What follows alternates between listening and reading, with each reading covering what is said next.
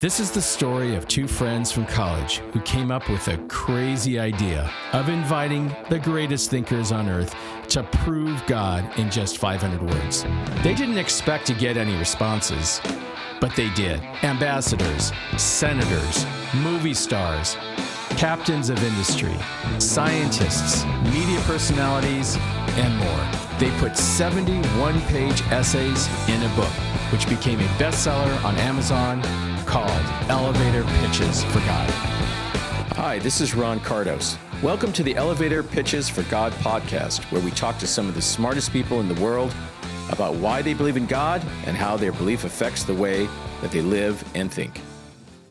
Why would he create a world? If we can't answer that question, then there's no point in going any further on any subject in the world, because you cannot understand the physical universe if you don't know why it exists. Tell me why I'm here, or we have nothing more to talk about. Why did God create the world means, why am I here? Intelligence is not enough.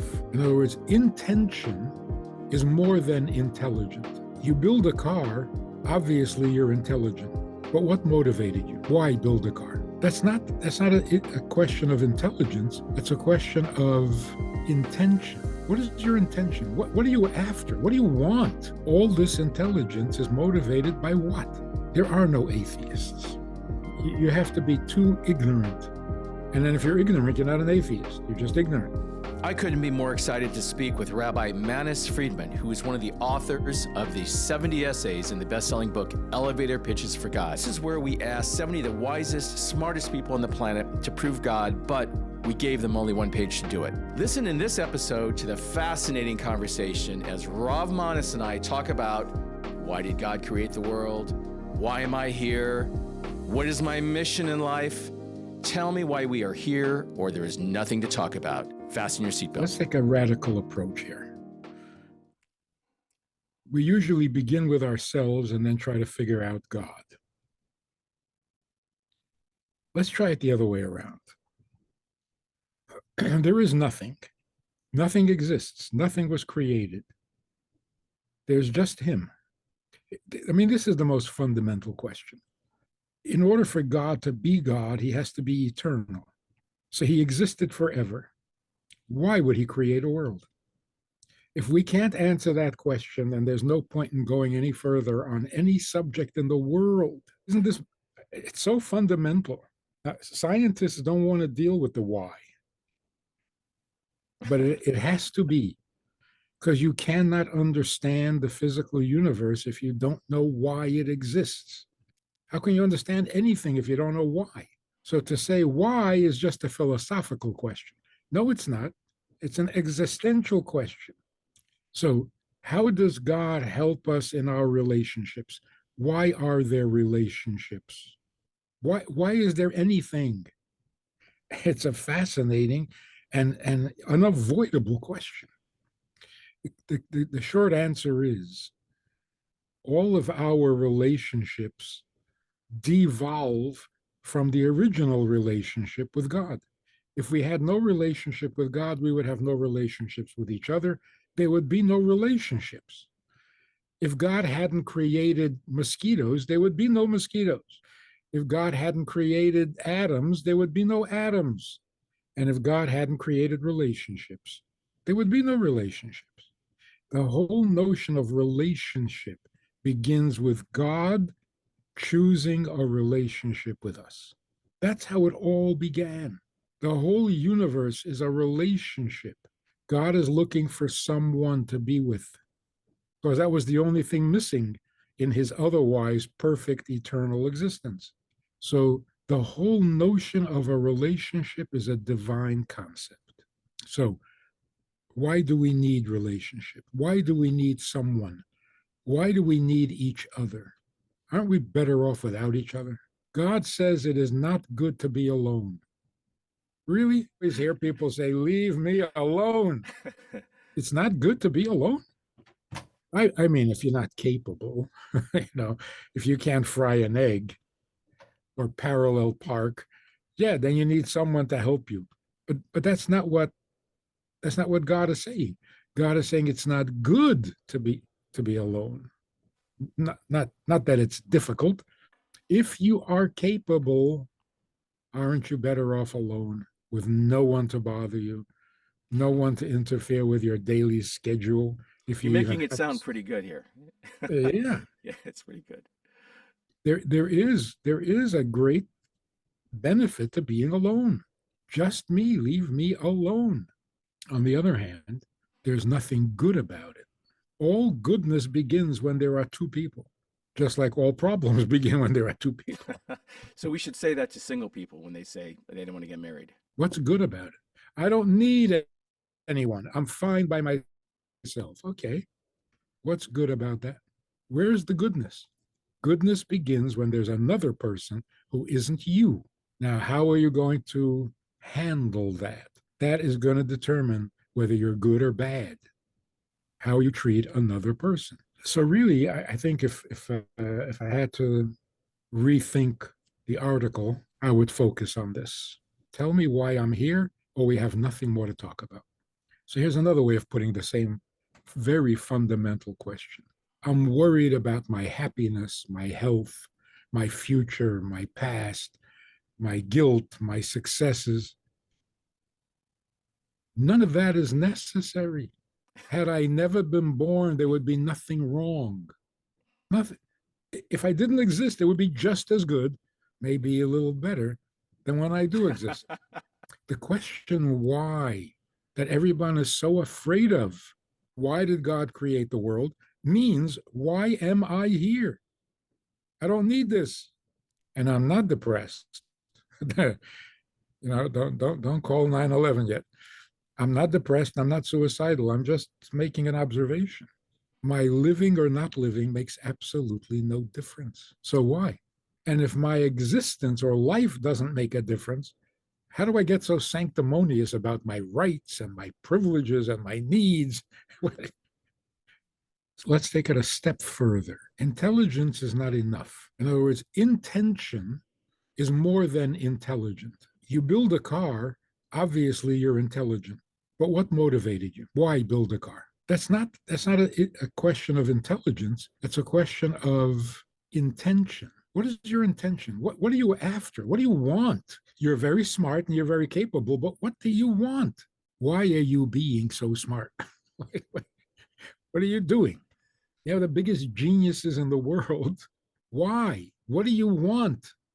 Elon Musk wants to settle the moon, the Mars. Brilliant, brilliant. Why? Why? What motivates you? So the question is not, is there an intelligent designer? That is so obvious. When there's intelligence, so that is not yet God. There, you could attribute intelligence to a subatomic particle, to a DNA molecule. The question is only, all this intelligence is motivated by what? So you can be very, very intelligent and evil to the core, and you use all your intelligence to create chaos. Or you can be motivated by goodness and you use all your brilliance to create order. But what is your motivation? So there are no atheists. You have to be too ignorant. And then if you're ignorant, you're not an atheist. You're just ignorant. No one in the world who has any intelligence doesn't attribute the existence of the universe to a creator. If you believe in evolution, then the creator is subatomic particles with some gas colliding. That's your creator. It began with a subatomic particle. Then the subatomic particle is God. So when we say God, we mean that which existed from which all else gets its existence. You want to call it a subatomic particle? Fine, that's your God. Again, keeping religion out of it. God means that which existed without being created, and all that exists came from that existence. There's no one who denies that, if you have any intelligence at all. I mean, it's like saying, do you believe everything began at the beginning? No. What do you mean, no? What do you know about that beginning? Scientists are getting very familiar and very descriptive of the subatomic particles and the gases and whatever. They're getting to know their God. The one thing their God is missing is not intelligence, because subatomic particles can be intelligent. The one thing that the subatomic particle is missing is intention. What do you want? Why did you collide and make a big bang? For no reason? A God who has no reason, I mean, not so impressive. And it doesn't answer my question about myself. Why am I here? I'm the result of a big bang? Why? See, idolatry means attributing free will to anything other than God. That's idolatry. If you believe that the moon is brilliant, that's not idolatry. If you believe that there are angels who know everything, not idolatry. But if you think an angel has its own agenda, that's idolatry. So what really is God? God is the only intention that makes things happen. The sun doesn't have an intention. If you think it does, you're worshiping the sun. This is so humanizing. Without it, we're not human. The whole world came into existence through a big bang, and it ends with a big bang. What's the loss? We just don't want to suffer. That's why a big bang is perfect, because it's over in a second. It'll only hurt for a second, and then it's over. And who cares? Who cares?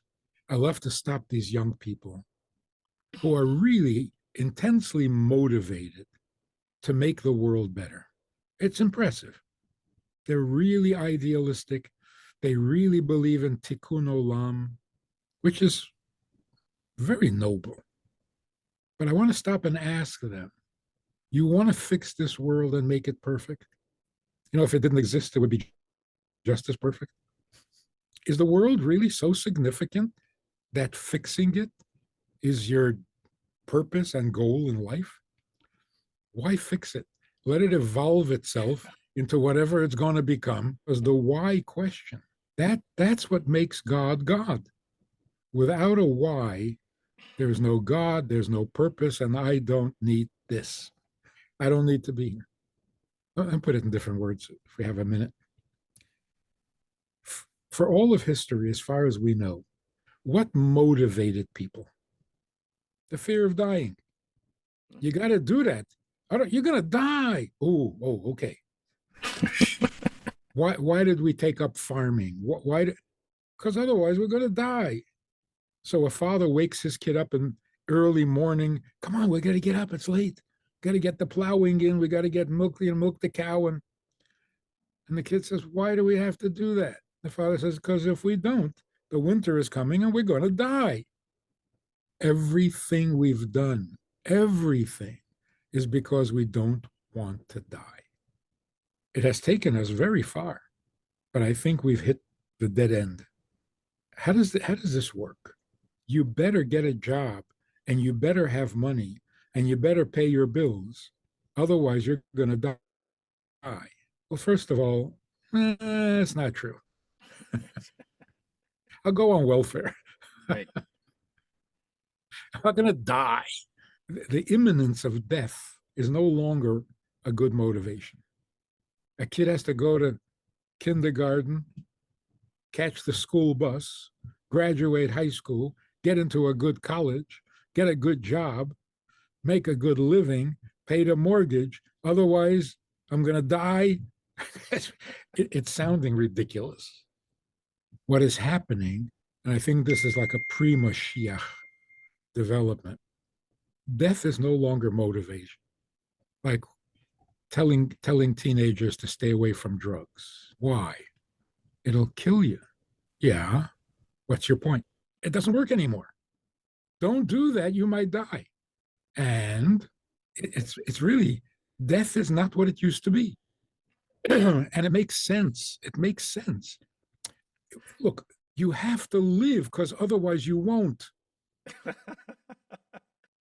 Right? Like, what are you saying? You have to live. Why? What, you want to be dead? It doesn't make sense to live in order not to die. So today, people are asking the question that is long overdue. Not why is there suffering in the world?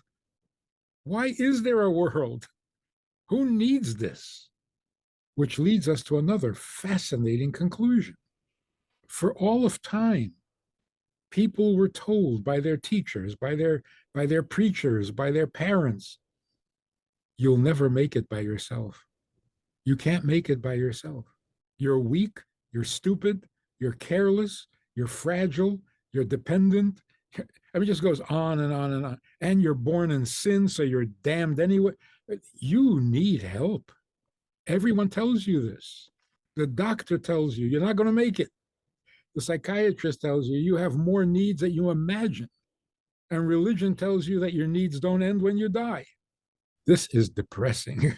Having needs is depressing. And we've been misled. We thought it's depressing when your needs are not fulfilled. So we've been trying desperately to fulfill our needs, and it's not working. We're not any happier now with all the psychology in the world. We just have words for our misery. Oh, that's why I'm miserable. I have a personality disorder. Maybe, and this is very exciting, maybe human beings are not needy. It is not natural for a human being to have a need. So instead of trying to fulfill the need, we got to dump it. No needs. A young boy goes off to yeshiva overseas. He comes to the dean the day he arrives, walks into the office. He says to the mashpia, to the dean of the yeshiva, I need to call my mother. Which phone can I use? This is years ago. The dean says, I need. The boy says, yeah, I need to call my mother. The dean says, I need. So thinking quickly, the boy says, my mother needs me to call her. Which phone can I use? The dean says, good, it's time to stop lying. When the boy says, I need to call my mother, it's not true. He's calling his mother because he knows that she's sitting by the phone waiting. Otherwise, he would never call. So it's his mother's need that he's talking about, yet he's calling it his need. Why do we do that? What's wrong with just telling the truth? It's a lesson in life. I didn't ask to be born. I didn't create myself. I don't even know why I'm here. And I don't need anything. Even I need to eat. I need to eat. I like to eat. I need to stop eating. To say I need to eat is like the boy saying I need to call my mother. Because if I designed myself, I would not need to eat. If I designed a car, it would not need gas to run on. But I didn't design myself. So whoever designed me handicapped me with this need to eat. I didn't ask for it. I'm not even sure I agree with it. I don't want to be dependent on food. So when I say I need to eat, I'm literally lying. I don't need to eat. But I can't not. So who did this to me? I don't need to eat. Who needs me to eat? I don't need to breathe. Who came up with this brilliant idea? You can live if you breathe. Stop breathing, you stop living. I don't understand that. Why do I have to breathe polluted air? And if I'm underwater, I'm not going to make it because I need to breathe. I don't need to breathe. I need to be independent of breathing, but I'm not. So the question is, who did this to me? If you're going to be honest and not plagiarize, your mother needs you to call. Don't call it your need. That's not only lying, it's stealing. Don't steal your mother's need. Don't say, I need to eat, I need to live, I need to succeed. I don't need anything. And that's why I don't ask to be born. And if I wasn't born, I would never complain. You wouldn't hear a complaint from me.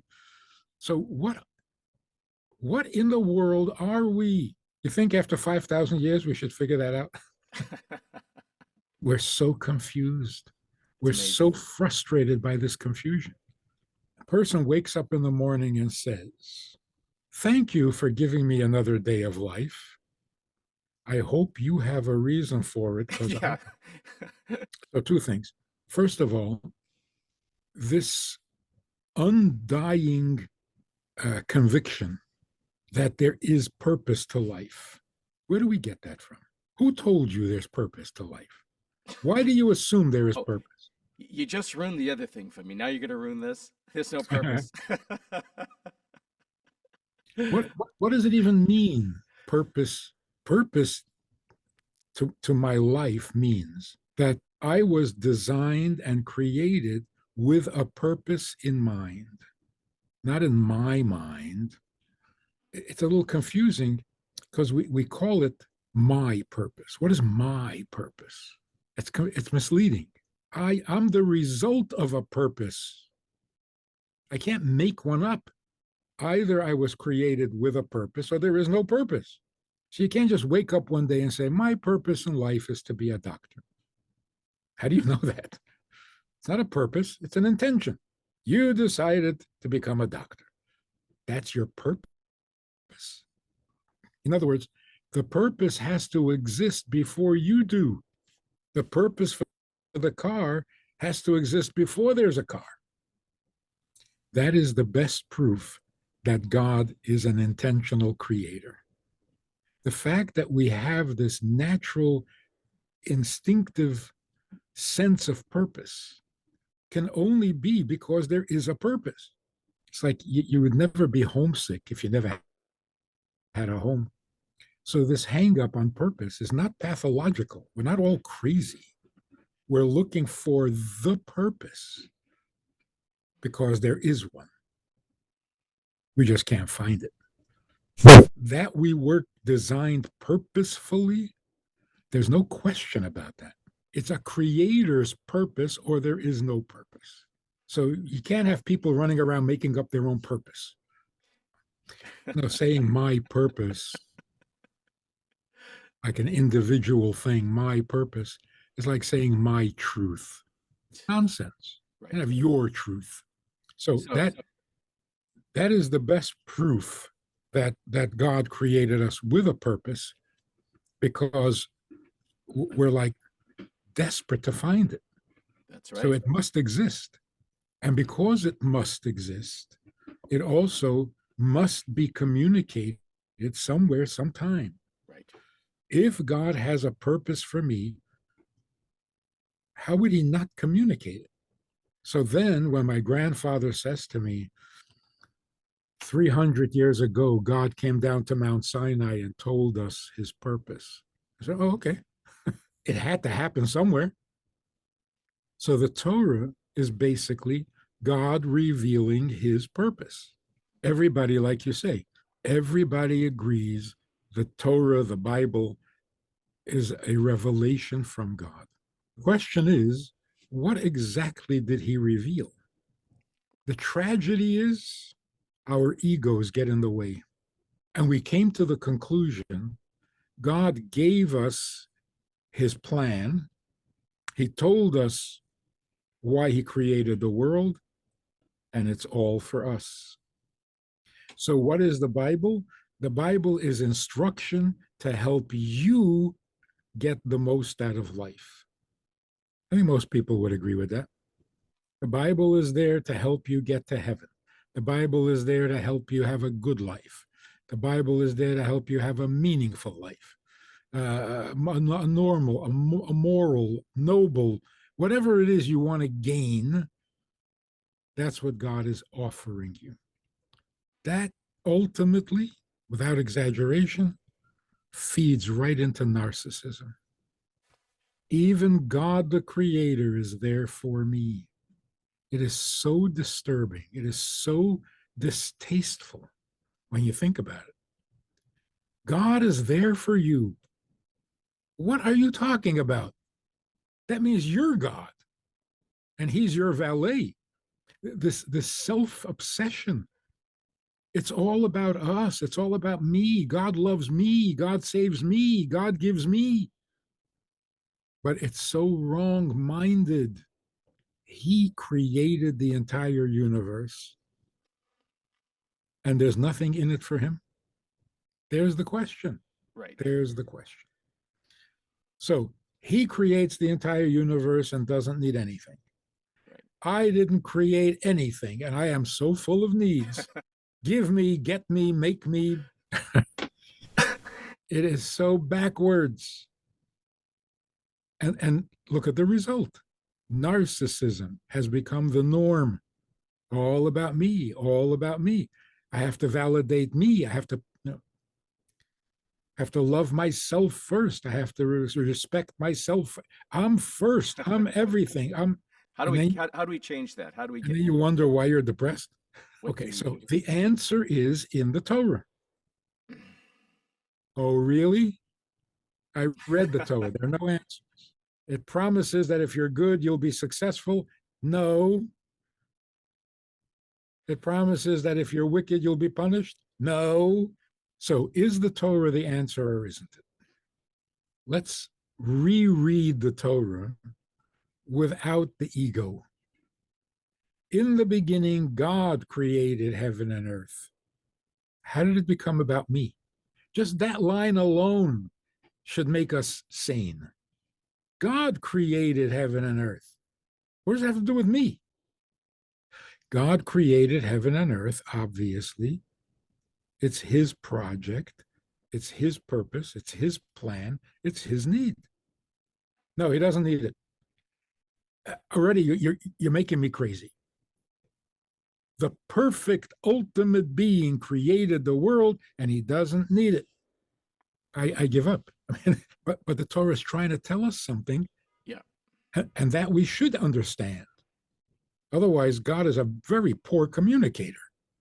He's trying to tell us something, but nobody understands what he's saying. Right. That is the whole answer. So the whole answer, it's all about him. Okay. So here's the punchline.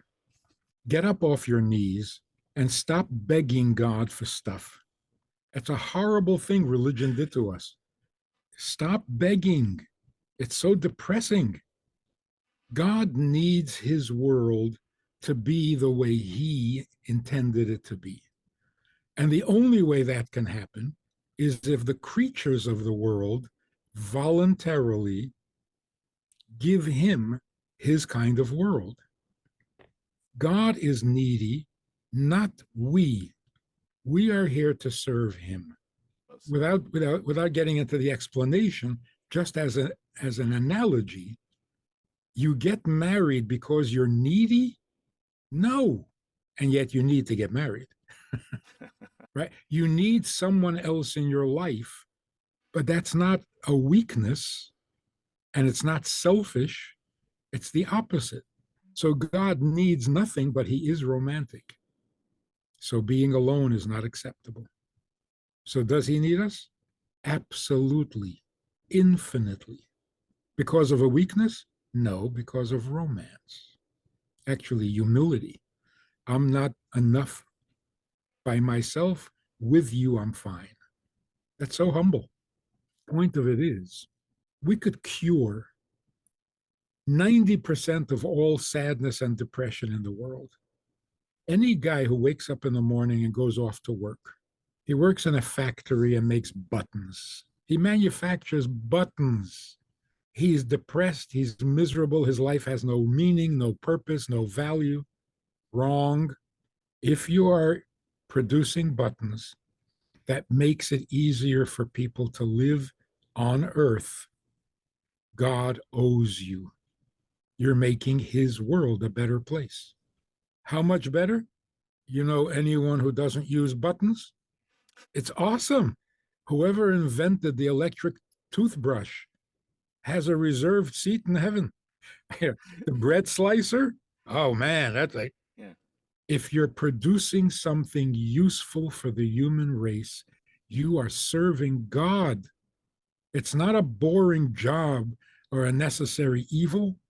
So now wake up in the morning and go out there and make the best buttons you can make, because that's what God needs from you. And that's true of any job. Tikkun olam, absolutely. Whose olam? Repairing the world, improving the world, saving the world. If you're really ambitious, whose world? Whose world? So imagine a Japanese gardener who was a real artist. He loves plants and beauty, and he sees this neglected piece of lawn, and he goes in there and he beautifies it. He makes it gorgeous. All of a sudden, some guy comes up to him and gives him a check. He says, "What is this?" He says, "That little piece of lawn. It's my lawn, and you just made it beautiful. Thank you. I owe you. Whatever you do to make this world better, who owes you? The Creator. Well, whose world is it? That's called serving God. We've sidelined God to some curious, really unnecessary consideration. Maybe there's a God, maybe there's not, and if there is, stay out of my life. Don't tell me what to do. Okay. As if it's our planet, yeah, and he's interfering. So when you say rioting is good for whom? Well, Good for whom? The normal world, a sane world, good means good for the Creator. Can that be corrupted too? By religion. Religion can even corrupt that. You can actually go in and massacre children, babies, and say this is good for God. The Nazis thought they were doing good. Right. Good for whom? For German Übermensch. That's right. Right? Right. They're cleaning up the world so that they would have a healthier world to live in. If you're doing it for yourself, it's already not good. You can't say, I'm doing it because it's good. I happen to get some benefit on the side. No, you're not good. So, what does God want from us? To be the best you can be? That is so disturbed. Be the best person, the best you that you can be. And then you die. What God wants of us, pure, simple, basic. God wants us to be by his side. He wants us to be joined and united, but by free choice. God says, I created the world in 6 days, and on the seventh I rested. Good. Mazel tov. What do you want from me? God says, no, I need you to rest with me. Why? A mother once said to me, I don't get along with my daughter. That's what God wants. Be with me. When I'm creating 6 days of the week, create with me. Fix things, invent things. When I'm resting, rest with me. Why? Why? So that we're together. Well, what are we going to talk about? Who says you have to talk? So all the commandments, and I hate that translation. It's incorrect. The 10 commandments, that's not what the Hebrew says. In Hebrew, it's called Aseret Hadibros, 10 statements, not commandments. Commandments are so militant and impersonal. It's like getting married and saying, okay, here are the commandments. Here's what I need. I need you by my side as often as possible. So I'm going to tell you where I am at any given time so that you can be there with me. Like for the Jewish people, God says, I hate pork. Hate it with me. I know you've got nothing against pork, but I do. I don't like it. So dislike it with me. Be with me. Let's stay on the same page. So what is God describing in the Torah? Himself. This I love, this I hate, this gives me pleasure, this makes me miserable. Stay with me. Let's join, be united. And then nobody's alone, because it's not good to be alone. That would make the world his kind of world. And the only reason he gave us freedom of choice is for that. Freedom of choice to buy whichever house you want. Not interesting, not even good news. I'd rather God decide. I don't know anything about real estate. Freedom of choice, I can buy whatever pair of shoes I want. What is that, impressive? That's meaningless. Freedom of choice means I can be with him or I can refuse him. And why does he need us to have that freedom of choice? Because if I can't choose to be with him, then he'll never have me. He can't make me love him if he wants my love. You want my love? Well, make me love you. No, then it's him loving himself. Only area where he needs us to have free choice is to love him or hate him. Why? Because he wants our love. If he makes us love him, he's loving himself. So if we wake up in the morning and we ask ourselves two questions. Number one, do I need this? Right now, I happen to like it because my life is going pretty well. But even when I like it, do I need this? Is this necessary?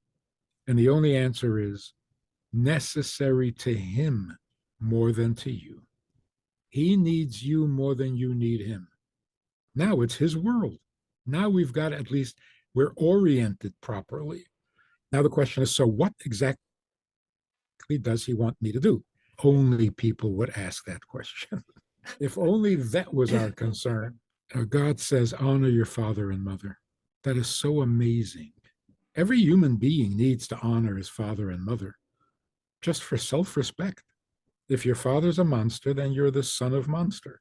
So just for very selfish reasons, you should be honoring your parents. Why does God have to command us to do that? And what does it mean that he's commanding us to do that? It's literally like God saying, for your own benefit, you need to honor your parents. But I need you to honor them even more. This is my mitzvah. I need you to honor your parents. You do too? Yeah. I need it infinitely. So when you honor your parents, you're honoring them and you're also honoring God. It's win-win. If I'm not the needy one, I'm a much healthier person. And if God needs me, I have the best reason to live. So the punchline is, human beings are not needy. Religion has been misleading us all these years. Human beings are not needy. Human beings are needed. It's so much better to be needed. Just to point out the obvious, charity, God says, I'm a creator. I need you to be a creator too. I'm obligated to feed the poor. So are you. Stay by my side. Work with me. Be mine. So charity, absolutely. Honoring parents, absolutely. No cheating, lying, destroying, absolutely. That's serving God. There are benefits, I suppose. If you're serving God, I don't think it's going to hurt any. Couldn't hurt. So yeah, there's some perks, but don't turn the perks into the whole purpose. Will you go to heaven? Maybe. Who cares? Not a very exciting thought because you got to die to get there. Anyway, the point is, it's not about us. Not in this world, not in the afterlife. It's not about us. What can I do for my Creator? Right now, what's really important for the Jewish people, we need to regain our dignity, our confidence, and our pride in being Jewish, because we're being bombarded and we need more than ever. But what exactly should we be proud of? Einstein, Woody Allen, what should we be proud of? We should be proud of the fact that we have consistently served God, sometimes unconsciously, but we never changed the Torah. We keep the seventh day on the seventh day. We keep kosher the way Moses kept kosher. That's something to be proud of. We were loyal to God under impossible circumstances, and we still are. That's something to be proud of.